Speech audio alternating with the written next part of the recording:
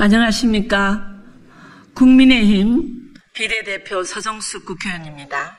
오늘 지난 3월 29일 더불어민주연합의 강민정 의원이 대표 발의한 학생인권법에 관해서 이 법안의 많은 문제점, 반사회적 여러 가지 우리 사회 질서를 어지럽히는 이러한 문제점에 대해서 수도권 기독교 총연합회 대표 목사님들께서 그 심각성을 국민들에게 알리고 이러한 법이 발의되거나 향후에라도 절대 국회에서 통과돼서는 안 된다는 말씀을 오늘 목사님 대표들이 오셔갖고 기자회견을 하게 되었습니다. 국민 여러분께서는 경청하시고 우리가 국회에서 입법을 하는 기관이지만 정말 민생에 필요하고 우리 사회의 장래를 밝게 하고 사회의 모든 질서가 지켜지고 윤리가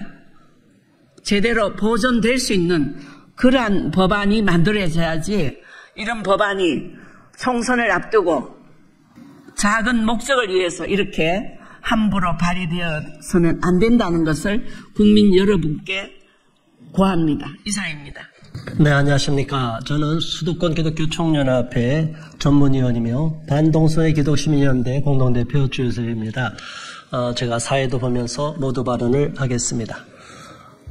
지금 현재 우리 학생들의 권리를 주장하고 보호한다는 명목으로 7개 지역에서 학생인권 조례가 발의되어 있습니다. 그러나 충남도 또 경기도 서울에서는 학생인권 조례 폐지에 대한 강력한 국민들의 저항이 있고 이로 인해서 학생인권 조례를 폐지해야 된다는 많은 시의원, 도의원들이 동참을 하고 있는 상황입니다.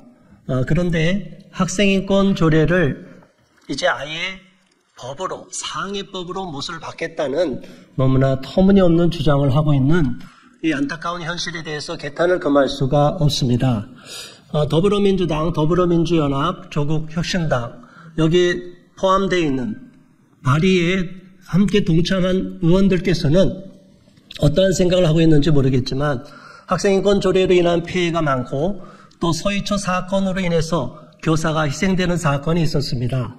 그 이전까지는 선생님들이 학생들을 잘 훈육할 수도 있고 지도할 수도 있었지만 학생인권 조례로 인해서 우리 선생님들이 마음대로 학생들을 훈육, 지도하지 못하는 학교 현장의 붕괴를 가져왔고 학습 저하, 학력 저하가 나타나고 여러 가지 폐해가 발생했습니다.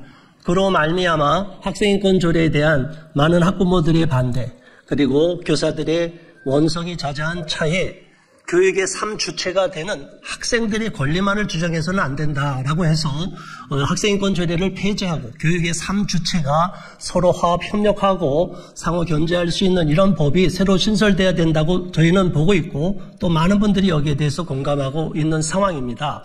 그런데 이 문제가 많은 학생의 권리만을 주장해서 결국은 교사들까지도 피해를 입힐 수 있는 이런 무서운 학생인권법을, 상위법을 만들겠다는 것은 전혀 이 상황을 이해하지 못한 포퓰리즘이고 또 많은 학생들을 어떻게 보면 교육에 잘 받아야 될 학생들을 홍위병으로 만드는 자신들의 정치 목적을 위한 선동가로 양성하기 위한 잘못된 정치 이념에 의한 잘못된 법이기 때문에 우리는 즉각 철회하기를 촉구하는 바입니다. 이상으로 모두 발언을 마치겠고 다음 발언하실 분을 모시겠습니다. 인천시 기독교 총연합회 직전 총회장이셨습니다. 진유신 목사님 나오셔서 발언해 주시겠습니다. 네, 안녕하십니까. 성경의 이사야서 10장 1절을 보면 불의한 법을 만드는 자들, 불의한 법령을 만드는 자들은 화가 있을진저 그랬습니다. 여러분, 법 잘 만드셔야 됩니다. 학생인권조례 발표 이후에 우리 학생들 수업 때도 좋아졌습니까? 아시는 대로 학생들 통제 불능입니다. 수업 중 엎드려 자는 학생들, 이거 학생인권입니까? 교사에게 욕설하고 폭행하는 거, 이거 인권입니까? 학교에 교사는 있어도 스승은 없다는 말이 있습니다. 2013년 부안 손경진 선생님의 사건, 성추행 사건, 억울한 사건이죠. 이 죽음을 우리는 기억해야 됩니다. 물론 무혐의로 명예회복은 했지만 그 하나밖에 없는 생명은 잃었습니다. 이러한 미투 사건은 서울은 물론 전국적으로 이어져서 유사한 사례가 많이 발생했습니다. 여러분, 이 학생 인권전에는 불이한 법입니다. 상위법인 국가인권위원회법 2조 4항의 성적 지향과 관련되어 있는 조례이기 때문입니다. 동성애를 인권으로 적시하고 있기 때문입니다. 그러함에도 불구하고 이 조례를 못 건들게 대못을 박는 법을 제정한다고 하니 우리는 이것에 대해서 이의를 신청할 수밖에 없습니다. 우리는 어느 당을 떠나서 학교와 교사, 학생 모두의 인권을 존중하는 정의로운 법을 만들 것을 촉구합니다. 수의총 사무총장 박종호 목사입니다. 성명서 낭독하겠습니다. 학생의 인권에 동성애가 웬 말이냐? 더불어민주당, 더불어민주연합, 조국혁신당은 민의 차별금지법인 학생인권법을 법안을 당장 철회하라. 2024년 3월 29일 더불어민주연합 강민정 의원은 학생인권 보장을 위한 특별법안을 대표 발의했다. 이 법안의 발의에는 강북구, 안양, 만안구의 후보인 더불어민주당입니다. 더불어민주당의 양경숙, 이탄희, 서동용, 더불어민주연합 권인숙, 김남국, 김의경, 윤영덕, 김경만, 조국혁신당, 황운하 등 10명의 국회의원이 공동 발의자로 참여했습니다. 이 법안이 제안을 한 이유를 보게 되면 아주 뻔뻔하게도 발의자들의 아주 나쁜 의도를 숨기지 않고 드러내고 있습니다. 그동안 수기총과 대다수의 국민들은 충남, 서울, 광주 역시 현재 7개 지역에서 진행 중인 학생인권 조례가 폐지되도록 노력하고 있는데 이러한 폐지 운동에 대한 대응으로서 조례의 상위법인 법률로 만들어 아예 학생인권 조례를 폐지하지 못하게끔 만들겠다고 하는 인권 상위법을 이렇게 발의했습니다.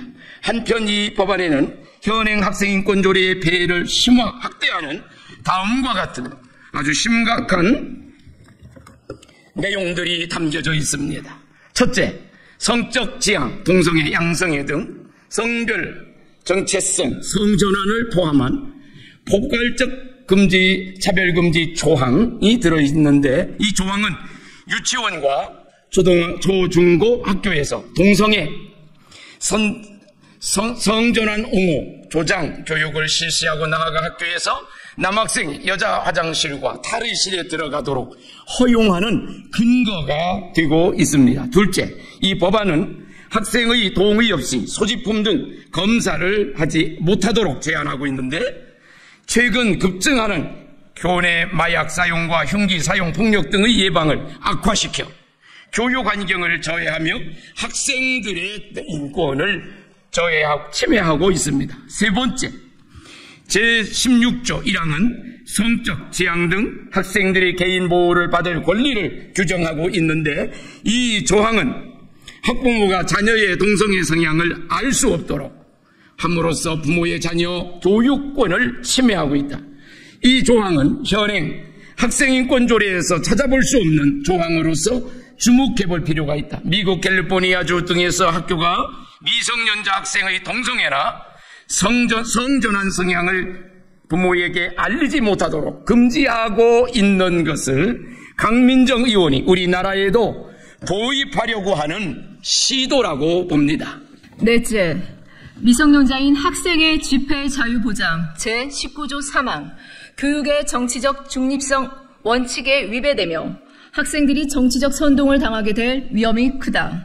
다섯째, 학생인권위원회, 학생인권센터, 학생인권우무방 설치는 현행 학생인권조례가 유발하고 있는 폐해와 동일하게 교권과 학부모의 권리를 침해한다. 여섯째, 학생들의 휴식 침해 금지 제12조 3항은 휴식에 대한 합리적인 기준이 없어 남용될 소지가 크고 기초학력 저하 등 부작용을 가져온다. 현행 학생 인권 조례와 같이 교실 붕괴의 원인이 될 것이다. 7째, 특정 종교 배척 또는 강요 금지. 제18조 3항은 종교계 사립학교의 종교교육의 자유를 침해한다.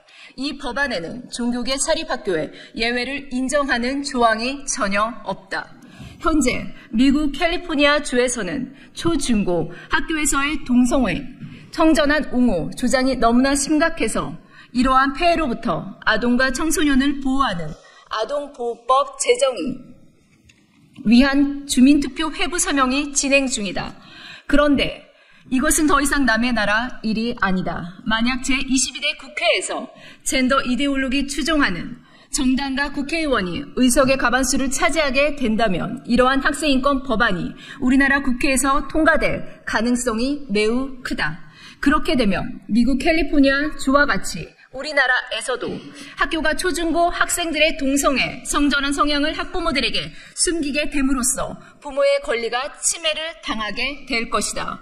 이 법안 발의는 2024년 3월 중순 더불어민주당이 학생인권법 제정 추진을 22대 총선 공약으로 발표한 직후 나왔다는 점에서 거대 야당의 진보 진영의 표를 얻기 위한 공약이라고 할 수 있다.